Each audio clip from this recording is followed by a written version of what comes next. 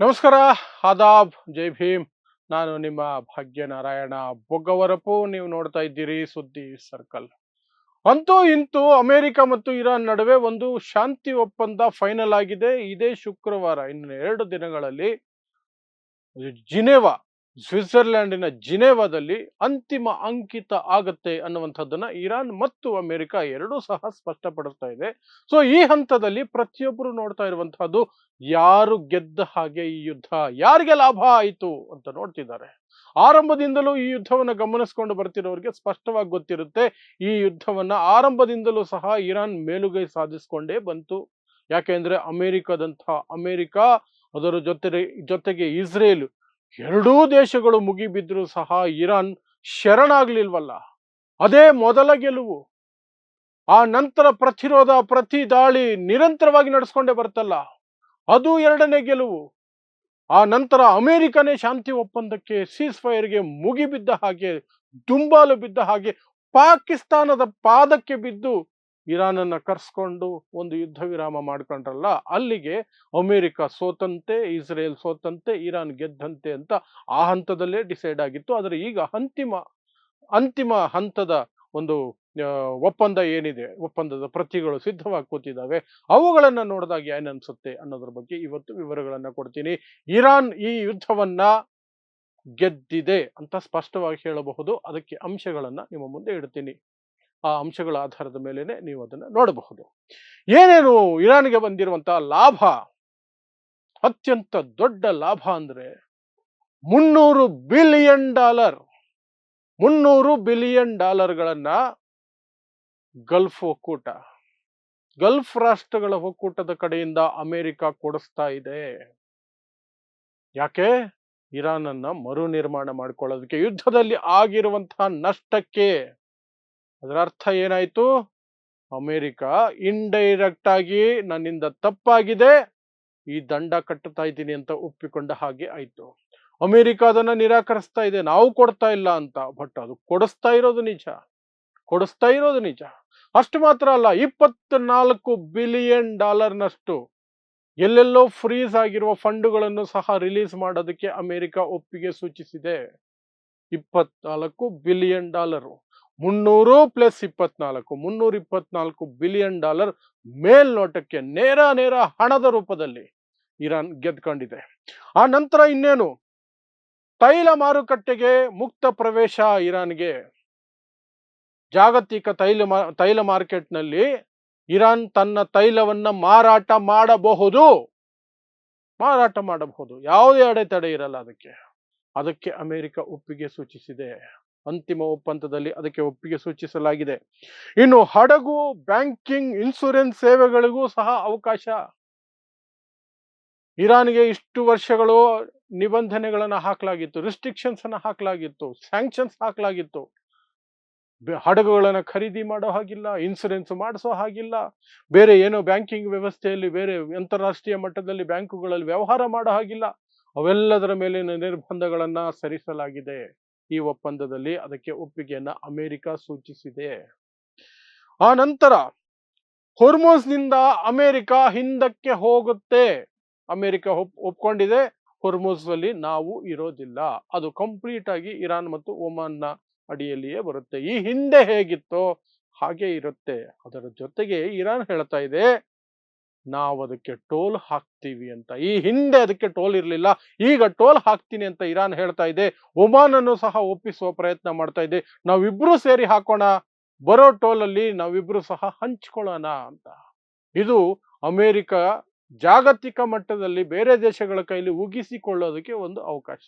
ಯಾಕೆಂದ್ರೆ ಎಲ್ಲಾ ದೇಶಗಳು ಹೇಳ್ತವೆ, ನೀವು ಯುದ್ಧ ಮಾಡದೆ ಹೋಗಿದ್ರೆ ಈ ಹಿಂದೆ ಹೇಗಿತ್ತು, ಹೊರ್ಮುಸ್ ಅಲ್ಲಿ ನಾವು ಟ್ರಾನ್ಸ್ಪೋರ್ಟ್ ಮಾಡಬೇಕಾದ್ರೆ ಹಡಗುಗಳನ್ನ $1 ಖರ್ಚಿರ್ಲಿಲ್ಲ, ಈಗ ಟೋಲ್ ಬರುವಂತಹ ಪರಿಸ್ಥಿತಿಯನ್ನ ನೀವೇ ಒಂದು ನಿರ್ಮಾಣ ಮಾಡಿರೋದು ಅಂತ ಹೇಳಿ ಅಮೆರಿಕನ ಈಗ ಒಂದಷ್ಟು ಜನ ಬೇರೆ ದೇಶಗಳು ಟೀಕೆ ಮಾಡೋದಕ್ಕೆ ಅವಕಾಶ ಸಿಕ್ಕಿದೆ. ಇನ್ನು ಅತಿ ಮುಖ್ಯವಾದಂತಹದ್ದು, ಇಸ್ರೇಲ್ಗೆ ಆಘಾತ ಕೊಡುವಂತಹ ಅಂಶಕ್ಕೆ ಅಮೆರಿಕ ಒಪ್ಕೊಂಡಿದೆ. ಏನು? ಈ ಶಾಂತಿ ಒಪ್ಪಂದ, ಈ ಸೀಸ್ ಫೈರ್ ಕೇವಲ ಇರಾನ್, ಅಮೆರಿಕ, ಇಸ್ರೇಲ್ ನಡುವೆ ಮಾತ್ರ ಅಲ್ಲ, ಇರಾನ್ಗೆ ಸಂಬಂಧಿಸಿದ ಪ್ರದೇಶಗಳು ಅಥವಾ ಅವರ ಏನು ನಿಯೋಜನೆಗೊಂಡಿರುವಂತಹ ಒಂದಷ್ಟು ಪಡೆಗಳಿದಾವೆ, ಅವುಗಳಿಗೂ ಅನ್ವಯಿಸುತ್ತೆ. ಅಂದ್ರೆ ಲೆಬನಾನ್ ಸಹ ಸೇರುತ್ತೆ. ಲೆಬನಾನ್ ಮೇಲೆ ಇಸ್ರೇಲ್ ದಾಳಿ ಮಾಡುವ ಹಾಗಿಲ್ಲ. ಅದಕ್ಕೆ ಅಮೆರಿಕ ಒಪ್ಪಿಕೊಂಡಿದೆ. ಅಮೆರಿಕ ಒಪ್ಕೊಂಡಿದೆ ಲೆಬನಾನ್ ಮೇಲೆ ಇಸ್ರೇಲ್ ದಾಳಿ ಮಾಡಬಾರದು. ಇದರ ಭಾಗ, ಈ ಅಗ್ರಿಮೆಂಟ್ನ ಭಾಗ ಕೇವಲ ಇರಾನ್ ಯುದ್ಧ ಮಾತ್ರ ಅಲ್ಲ, ಲೆಬನಾನ್ ಯುದ್ಧವೂ ಸಹ ಸಂಪೂರ್ಣವಾಗಿ ನಿಲ್ಲಬೇಕು ಅಂತ. ಸೊ ಇಸ್ರೇಲು ಒಂದಷ್ಟು ಗರಂ ಆಗಿ ಕೂತಿದೆ, ಬುಸ್ ಬುಸ್ ಅಂತ ಇದೆ. ಅದನ್ನು ಸಹ ಆಮೇಲೆ ವಿವರಿಸ್ತೀನಿ ಇಸ್ರೇಲ್ ಕತೆ ಏನು ಅಂತ.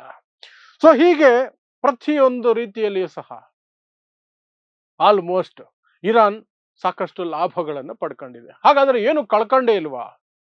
ಇರಾನ್ ಕಳ್ಕೊಂಡಿರೋದು ತನ್ನ ದೇಶದ ಅತ್ಯಂತ ಹಿರಿಯ ನಾಯಕರ ಪಡೆಯನ್ನ. ಸ್ಟಾರ್ಟಿಂಗ್ ಫ್ರಮ್ ಖಾಮಿನೈ ಅವರ ಸರ್ವೋಚ್ಚ ನಾಯಕ ಏನಿದ್ರಲ್ಲ, ಆಯ್ತುಲ್ಲಾ ಅಲಿ ಖಾಮಿನೈ ಅವರನ್ನ ಕಳ್ಕೊಂಡ್ರು. ಅವ್ರ ಜೊತೆಯಲ್ಲಿ ದೊಡ್ಡ ದೊಡ್ಡ ಸೇನಾ ನಾಯಕರನ್ನ ಕಳ್ಕೊಂಡ್ರು. ಆ ನಂತರವೂ ಸಹ ನಿರಂತರವಾಗಿ ಸೀನಿಯರ್ ಲೀಡರ್ಗಳನ್ನ, ಸೇನಾ ನಾಯಕರನ್ನ, ಸಿಕ್ಕಾಪಟ್ಟೆ ಜನರನ್ನ ಕಳ್ಕೊಂಡು ಬಂದರು. ಅದು ದೊಡ್ಡ ನಷ್ಟ ಇರಾನ್ಗೆ. ಆ ನಂತರ ಇಸ್ರೇಲ್ ಮತ್ತು ಅಮೆರಿಕ ಸೇರಿ ಮಾಡಿರುವ ದಾಳಿ ಇರಾನ್ ಮೇಲೆ ಸಾಕಷ್ಟು ಇನ್ಫ್ರಾಸ್ಟ್ರಕ್ಚರ್ ನಾಶ ಆಗಿದೆ, ಸಾಕಷ್ಟೇನು ಬಹಳಷ್ಟಾಗಿದೆ. ಅದೂ ಸಹ ದೊಡ್ಡ ನಷ್ಟನೇ ಇರಾನ್ಗೆ. ಮತ್ತೆ ಇವನ್ನೆಲ್ಲ ರೀಕನ್ಸ್ಟ್ರಕ್ಟ್ ಮಾಡ್ಕೊಳ್ಬೇಕು, ಮತ್ತೆ ಅವುಗಳನ್ನೆಲ್ಲ ಸಹ ಕಾರ್ಯರೂಪಕ್ಕೆ ತಗೊಂಡು ಬರುವಂತ, ಕಾರ್ಯಾಚರಣೆ ರೂಪಕ್ಕೆ ತಗೊಂಡು ಬರಬೇಕು ಅಂದ್ರೆ ಸಿಕ್ಕಾಪಟ್ಟೆ ಸಮಯ ಹಿಡಿಯುತ್ತೆ, ಅವುಗಳಿಗೆ ಬೆಲೆನೂ ತೆರಬೇಕಾಗತ್ತೆ. ಇನ್ನು ಪರಮಾಣು ವಿಚಾರಕ್ಕೆ ಬಂದಾಗ, ಪರಮಾಣು ಅಸ್ತ್ರಗಳನ್ನ ಸದ್ಯಕ್ಕಂತೂ ಹೊಂದೋದಕ್ಕೆ ಇರಾನ್ಗೆ ಸಾಧ್ಯನೇ ಆಗಲ್ಲ. ಆ ಒಂದು ಅವಕಾಶವನ್ನು ಸಹ ಈಗ ಕೈ ಚೆಲ್ಲಿದಂತೆಯೇ. ಆದ್ರೆ ಇರಾನ್ ಮೊದಲಿಂದ ಹೇಳ್ತಿರುವಂತಹದ್ದು, ನಾವು ಪರಮಾಣು ಬಾಂಬ್ ಮಾಡುವ ಪ್ರಯತ್ನವನ್ನೇ ಮಾಡಿಲ್ಲ, ನಮ್ಮ ಗುರಿನೇ ಇಲ್ಲ ಅದು. ನಾವು ಪರಮಾಣು ರಿಯಾಕ್ಟರ್ಗಳನ್ನು ಇಟ್ಕೊಂಡಿರೋದು ವಿದ್ಯುತ್ಗಾಗಿ, ವಿದ್ಯುತ್ಗಾಗಿ ಮಾತ್ರನೇ, ನಾಗರಿಕ ಸೇವೆಗೆ ಮಾತ್ರನೇ. ಬಾಂಬ್ ಮಾಡೋ ಉದ್ದೇಶ ನಮಗಿಲ್ವೇ ಇಲ್ಲ, ಹಾಗಾಗಿ ಅದು ನಮಗೆ ನಷ್ಟ ಅಲ್ವೇ ಇಲ್ಲ, ನಾವು ಮಾಡಲ್ಲ ಅನ್ನೋ ರೀತಿಯಲ್ಲಿ ಇರಾನ್ ಹೇಳ್ಕೊಂಡಿದೆ. ಬಟ್ ನಾವು ನೋಡ್ಬೇಕಾದ್ರೆ ಇರಾನ್ಗೆ ಅವಕಾಶ ಕೈ ತಪ್ಪಿದೆ ಸದ್ಯಕ್ಕೆ ಅನ್ನೋದಿದೆಯಲ್ಲ, ಅದು ಇರಾನ್ನ ನಷ್ಟದ ಭಾಗದಲ್ಲಿ ನಾವು ತೋರಿಸ್ಬೇಕಾಗತ್ತೆ. ಸೊ ನಷ್ಟವಾಗಿ ಈ ಎಲ್ಲವನ್ನು ಸಹ ಇರಾನ್ ಕಡೆ ನಾವು ನೋಡ್ಬೋದು. ಬಟ್ ಲಾಭಗಳನ್ನ ಎಣಿಸಿದಾಗ ನಷ್ಟಗಳು ನಗಣ್ಯ ಅಂತಲೇ ಹೇಳಬೇಕಾಗತ್ತೆ. ಅಷ್ಟು ಕಡಿಮೆ ಮಟ್ಟದಲ್ಲಿ ಇರಾನ್ ಕಳ್ಕೊಂಡಿದೆ. ಇರಾನ್ ಕಳ್ಕೊಂಡಿದೆ. ಇನ್ನು ಇಸ್ರೇಲ್ ಕತೆಗೆ ಬರೋದಾದ್ರೆ, ಇಸ್ರೇಲ್ಗೆ ಇದು ಮರ್ಮಾಘಾತ. ಒಂದು, ಇರಾನ್ ಮುಂದೆ ಮಂಡಿ ಊರಿದ ಹಾಗೆ ಆಯ್ತು, ಅಮೆರಿಕ ಮಂಡಿ ಊರಿದಂಗೆ ಇದು. ಅಮೆರಿಕ ಮಂಡಿ ಊರಿದೆ ಅಂದ ಮೇಲೆ ಇಸ್ರೇಲ್ಗೆ ಏನು ಶಕ್ತಿ ಉಳಿಯಲ್ಲ. ಅದರಲ್ಲಿ ಈಗ ಅಮೆರಿಕ ಮತ್ತು ಇಸ್ರೇಲ್ ನಡುವೆ ಅಸಮಾಧಾನ, ವಾಗ್ಯುದ್ಧ ನಡೀತಾ ಇದೆ. ಡೊನಾಲ್ಡ್ ಟ್ರಂಪ್ ನಿನ್ನೆಯೂ ಸಹ ಪ್ರೆಸ್ ಕಾನ್ಫರೆನ್ಸ್ ಮಾಡಿ ನೆತನ್ಯಾಹುಗೆ ಒಂದೇ ಮಾತು ಹೇಳಿದ್ದು, ಅಮೆರಿಕ ಇರೋದ್ರಿಂದಾನೇ ಇಸ್ರೇಲ್ ಇರೋದು, ಡೊನಾಲ್ಡ್ ಟ್ರಂಪ್ ಇರೋದ್ರಿಂದಾನೇ ಇಸ್ರೇಲ್ ಇರೋದು, ನಮಗೆ ಸಿಟ್ಟು ಬರೋ ಹಾಗೆ ಮಾಡಬೇಡಿ, ಲೆಬನಾನ್ ಮೇಲೆ ದಾಳಿಯನ್ನ ತಕ್ಷಣವೇ ನಿಲ್ಲಿಸಬೇಕು, ಅದರಿಂದ ಶಾಂತಿ ಒಪ್ಪಂದಕ್ಕೆ ಧಕ್ಕೆ ಬಂದ್ರೆ ಸುಮ್ಮನೆ ಬಿಡಲ್ಲ. ಎಫ್ ವರ್ಡ್ಗಳನ್ನ ಯೂಸ್ ಮಾಡಿದ್ದಾರೆ ಡೊನಾಲ್ಡ್ ಟ್ರಂಪ್. ನೆತನ್ಯಾಹುಗೆ ನೇರ ಫೋನ್ ಮಾಡಿ ಎಫ್ ವರ್ಡ್ ಯೂಸ್ ಮಾಡಿರೋದು. ಪ್ರೆಸ್ ಕಾನ್ಫರೆನ್ಸ್ ಅಲ್ಲಿ ಮಾತ್ರ ಅಲ್ಲ, ಫೋನ್ ಮಾಡಿ ನೆತನ್ಯಾಹುಗೆ ನೇರವಾಗಿ ಎಫ್ ವರ್ಡ್ಗಳನ್ನ ಯೂಸ್ ಮಾಡಿರೋದು. 2 ಬಾರಿ ಆಗಿದೆ ಅಂತಹ ಘಟನೆ, ಸೇಮ್ ಲೆಬನಾನ್ ವಿಚಾರಕ್ಕೆ ಆಗಿರೋದು. ಆ ಒಂದು ಮರ್ಮಾಘಾತ ಇದೆಯಲ್ಲ ಇಸ್ರೇಲ್ಗೆ, ಅದು ದೊಡ್ಡ ಆಘಾತ. ಅದರ ಜೊತೆಗೆ ಇರಾನ್ ಅನ್ನು ಏನೂ ಮಾಡಕ್ಕಾಗ್ಲಿಲ್ಲ ಅನ್ನುವಂಥದ್ದು ಸಹ ಇಸ್ರೇಲ್ಗೆ ದೊಡ್ಡ ಅವಮಾನ ಅಂತಾರಾಷ್ಟ್ರೀಯ ಮಟ್ಟದಲ್ಲಿ. ಯಾಕಂದ್ರೆ ಆರಂಭದಲ್ಲಿ ಹೇಳಿದ್ದು 2 ದಿನ ಸಾಕು, 3 ದಿನ ಸಾಕು, ಇರಾನ್ನ ಮುಗಿಸ್ಬಿಡ್ತೀವಿ, ಖಾಮಿನೈನ್ ಎತ್ತು ಬಿಟ್ರೆ ಮುಗಿದೋಯ್ತು ಇರಾನ್, ಅಲ್ಲಿ ಏನೂ ಇಲ್ಲ, ನಾವು ಸುಮ್ಮನೆ ಹಂಗೆ ಹೋಗಿ ಹಿಂಗೆ ಬಂದ್ಬಿಡ್ತೀವಿ, 2-3 ದಿನದಲ್ಲಿ ಯುದ್ಧ ಓವರ್, ಶರಣಾಗ್ಬಿಡುತ್ತೆ ಇರಾನ್, ಕುಸಿದು ಹೋಗುತ್ತೆ, ಆರ್ಥಿಕವಾಗಿ ಮಾನಸಿಕವಾಗಿ ನುಚ್ಚು ನೂರಾಗಿ ಹೋಗುತ್ತೆ ಅಂತ ಹೇಳಿತ್ತು ಇಸ್ರೇಲ್. ಇವರೇ ಬೇಡ್ಕೊಳ್ಬೇಕಾಯ್ತು, ಯುದ್ಧ ವಿರಾಮ ಮಾಡ್ಕೊಳ್ಳೋಣ, ಸೀಸ್ ಫೈರ್ ಮಾಡ್ಕೊಳ್ಳೋಣ ಅಂತ ಅಮೆರಿಕ ಬೇಡ್ಕೊಳ್ಬೇಕಾಯ್ತು. ಸೊ ಇಸ್ರೇಲ್ಗೆ ಒಂದು ಕಡೆ ಇರಾನ್ ವಿಚಾರವಾಗಿ ಆಗಿರುವಂತಹ ಆಘಾತಗಳ ನಡುವೆ ಅಮೆರಿಕದ ಎಚ್ಚರಿಕೆಗಳು, ನಿಮಗೆ ಸಹಕಾರ ಕೊಡೋದು ನಿಲ್ಲಿಸ್ಬಿಡ್ತೀವಿ, ನಾವು ಹೇಳ್ದಂಗೆ ಕೇಳ್ಕೊಂಡು ಬಿದ್ದಿರ್ಬೇಕು ನೀವು. ಅಮೆರಿಕ ಮೊದಲ ಬಾರಿಗೆ ತಿರುಗಿ ಬಿಡ್ತಾ ಇದೆ ಇಸ್ರೇಲ್ಗೆ, ಎಚ್ಚರಿಕೆಗಳನ್ನ ಕೊಡ್ತಾ ಇದೆ, ಕೆಟ್ಟ ಭಾಷೆ ಬಳಸ್ತಾ ಇದೆ ಇಸ್ರೇಲ್ಗೆ. ಅದೆಲ್ಲವೂ ಸಹ ಇಸ್ರೇಲ್ಗೀಗ ದೊಡ್ಡ ನಷ್ಟ ಆಗಿದೆ. ಆದರೂ ಇಸ್ರೇಲ್ ಇಲ್ಲ ನಾವು ಏನಾದ್ರೂ ಒಂದು ಮಾಡೇ ಮಾಡ್ತೀವಿ ಅಂತ ಕಿರಿಕ್ ಮಾಡೋ ಪ್ರಯತ್ನವನ್ನು ಮಾಡ್ತಾ ಇದೆ. ಅದು ಮಾಡೋಂತಹ ಪ್ರಯತ್ನ ಮಾಡುತ್ತೆ. ಬಟ್ ಅಮೆರಿಕ ಅದಕ್ಕೆ ಹೇಗೆ ರೆಸ್ಪಾಂಡ್ ಮಾಡುತ್ತೆ, ಡೊನಾಲ್ಡ್ ಟ್ರಂಪ್ ಹೇಗೆ ರೆಸ್ಪಾಂಡ್ ಮಾಡ್ತಾರೆ, ಅದನ್ನ ನಾವು ಕಾದು ನೋಡ್ಬೇಕಾಗಿದೆ. ಯಾಕೆಂದ್ರೆ ಅಮೆರಿಕ ತಿರುಗಿ ಬಿದ್ರೆ ಇಸ್ರೇಲ್ ಕತೆ ಮುಗ್ದಂಗೆ, ಅದು ಇಸ್ರೇಲ್ಗೂ ಗೊತ್ತು, ಇರಾನ್ಗೂ ಗೊತ್ತು, ಅಮೆರಿಕಕ್ಕೂ ಗೊತ್ತು. ಆದರೂ ಇಸ್ರೇಲ್ ತನ್ನ ಚಾಳಿ ಬಿಡೋದಿಲ್ಲ. ಯಾಕಂದ್ರೆ ಕ್ರೌರ್ಯ ಅದರ ರಕ್ತದಲ್ಲಿದೆ ಅನ್ನೋ ರೀತಿಯಲ್ಲಿ ನಡವಳಿಕೆಯನ್ನು ನಡೆಸ್ತಾ ಇರುತ್ತೆ. ನಿರಂತರ ದಾಳಿಗಳನ್ನು ನಡೆಸ್ತಾನೆ ಇರುತ್ತೆ. ಬಟ್ ಈಗ ನಿಲ್ಲಿಸಬೇಕಾಗುತ್ತೆ. ಲೆಬನಾನ್ ಮೇಲೆ ದಾಳಿ ಮಾಡೋ ಹಾಗಿಲ್ಲ. ಗಾಜಾದಲ್ಲಿ ಕಾರ್ಯಾಚರಣೆ ಮಾಡೋದಕ್ಕೆ ಹಿಂಜರಿಬೇಕಾಗತ್ತೆ. ಇರಾನ್ ಮೇಲಂತೂ ಯುದ್ಧಕ್ಕೆ ಹೋಗೋಕೆ ಆಗೋದಿಲ್ಲ. ಅಮೆರಿಕ ಕೈ ಕೊಟ್ಬಿಡುತ್ತೆ. ಸೊ ಅದು ಇಸ್ರೇಲ್ಗಾಗಿರುವಂತಹ ನಷ್ಟ ಅಥವಾ ಆಘಾತಗಳು.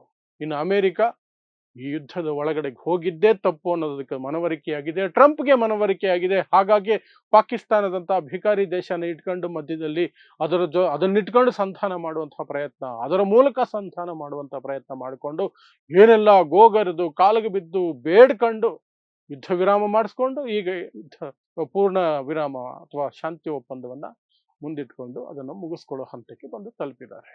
ನೋಡೋಣ. ಸಹಿ ಹಾಕೋವರೆಗೂ ನಂಬಿಕೆ ಇರಲ್ಲ. ಸಹಿ ಹಾಕದ ಮೇಲೂ ಇಸ್ರೇಲ್ನ ನಂಬೋಕ್ಕಾಗಲ್ಲ. ಅಮೆರಿಕನೂ ಒಮ್ಮೊಮ್ಮೆ ನಂಬೋಕ್ಕಾಗೋದಿಲ್ಲ. ಇದರ ನಡುವೆ ಮುಂದೇನಾಗುತ್ತೆ? ಇಲ್ಲಿಗೆ ನಿಲ್ಲುತ್ತಾ? ಶಾಂತಿ ಸ್ಥಾಪನೆ ಆಗುತ್ತಾ? ಇಡೀ ಜಗತ್ತಿಗೆ ಏನು 20% ತೈಲ ಸರಬರಾಜು ಎಫೆಕ್ಟ್ ಆಗಿದೆ ಹೊರ್ಮುಜ್ ಸ್ಟ್ರೈಟ್ ಕಾರಣಕ್ಕೆ, ಅದು ಸರಿ ಹೋಗಿ ಸಾಕಷ್ಟು ದೇಶಗಳು ಇನ್ಕ್ಲೂಡಿಂಗ್ ಇಂಡಿಯಾ ಒಂದಷ್ಟು ಸಮಾಧಾನದ ನಿಟ್ಟುಸಿರು ಬಿಡೋದಕ್ಕೆ ಅವಕಾಶ ಸಿಗುತ್ತಾ? ಇದು ಮುಂದಿನ ದಿನಗಳಲ್ಲೇ ಗೊತ್ತಾಗುತ್ತೆ. ತಕ್ಷಣಕ್ಕಂತೂ ಗೊತ್ತಾಗಲ್ಲ. ಎಲ್ಲವೂ ಸುಸೂತ್ರವಾಗಿ ಹೋದ್ರೆ ಕನಿಷ್ಠ 1 ತಿಂಗಳು ಬೇಕು. ಕನಿಷ್ಠ 1 ತಿಂಗಳು ನಾರ್ಮಲೈಸ್ ಆಗೋದಕ್ಕೆ ಹೊರ್ಮುಜ್ ಸ್ಟ್ರೈಟ್ 1 ತಿಂಗಳಂತೂ ಬೇಕೇ ಬೇಕು. So will just wait and watch ಅಷ್ಟೇ. ಸೊ ಇಂತಹದ್ದೇ ವಿಶೇಷ ಸುದ್ದಿಗಳಿಗಾಗಿ ನೋಡ್ತಾ ಇರಿ ಸುದ್ದಿ ಸರ್ಕಲ್. ನಾನು ನಿಮ್ಮ ಭಾಗ್ಯನಾರಾಯಣ ಬೊಗವರಪು.